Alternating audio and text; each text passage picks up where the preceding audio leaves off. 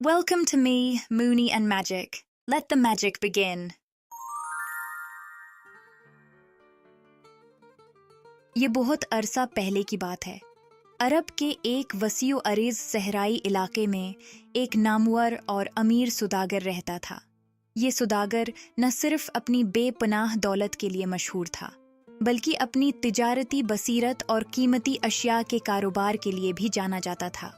इसके पास दुनिया भर से लाई गई नायाब अशिया थीं, जिनकी कीमतों का अंदाज़ा लगाना भी आम आदमी के बस की बात न थी। इस सुदागर के 2 बेटे थे, जो न सिर्फ हुस्न जमाल में बेमिसाल थे, बल्कि अपनी ज़हानत और बहादुरी में भी अपनी मिसाल आप थे। इन दोनों भाइयों ने बचपन से ही अपने वालिद के साथ कारोबार के रमूज सीखे थे। वो निहायत मेहनती और फ़र्ज़ शनास थे और हमेशा अपने वालिद के कारोबार में उसका हाथ बटाते थे। उनका काम ये था कि वो कीमती सामान को एक शहर से दूसरे शहर तक पहुंचाते थे। एक शाम जब सूरज अपनी आखिरी किरणें बखेर रहा था, तो सुदागर मामूल के मुताबिक अपने काम से वापस लौटा। रात को खाने के बाद जब तमाम घर वाले खाने की मेज से उठे, तो सुदागर ने अपने दोनों बेटों को अपने कमरे में बुलाया और कहा, बच्चों, आज की रात तुम दोनों जो ख्वाब देखो, सुबह मुझे सुना देना, क्योंकि ख्वाब इंसान की सोच की अक्कासी करते हैं और मैं जानना चाहूंगा कि तुम दोनों क्या सोच रखते हो। अगली सुबह बड़ा बेटा अपने वालिद के पास गया और अपना ख्वाब बयान किया।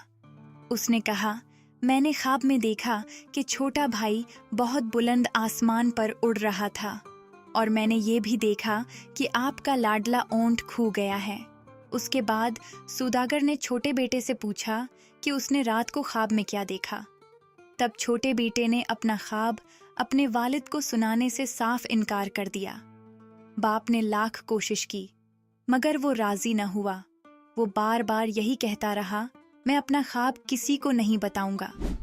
फिर उसने मुलाजिमों को आवाज़ दी और उन्हें हुक्म दिया कि वो इसे यहाँ से दूर वीरान जंगल में ले जाकर एक दरख्त के तने के साथ बांध दें। सुदागर के हुक्म के मुताबिक छोटे बेटे को वीरान और घने जंगल में ले जाया गया और वहाँ उसे दरख्त के तने के साथ बांध दिया गया। सूरज की तपिश, भूख, प्यास और रस्सियों की तकलीफ से उसका बुरा हाल होने लगा। इत्तेफाक से इस वीरान जंगल से एक काफिले का गुजर हुआ, जिसकी क़ियादत एक शहजादा कर रहा था।